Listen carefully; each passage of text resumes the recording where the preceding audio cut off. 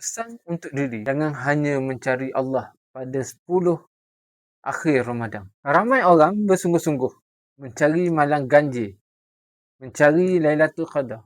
Itu memang sangat baik, tidak kata salah. Tetapi yang lebih penting, didiklah hati supaya istiqamah, mendekatkan diri kepada Allah Subhanahu Wa Taala setiap hari.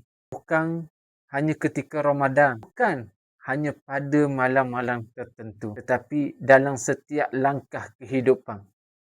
Kerana amalan yang paling dicintai Allah Subhanahu Wa Taala adalah amalan yang dilakukan secara berterusan walaupun sedikit. Didiklah hati supaya sentiasa dekat dengan Allah Subhanahu Wa Taala.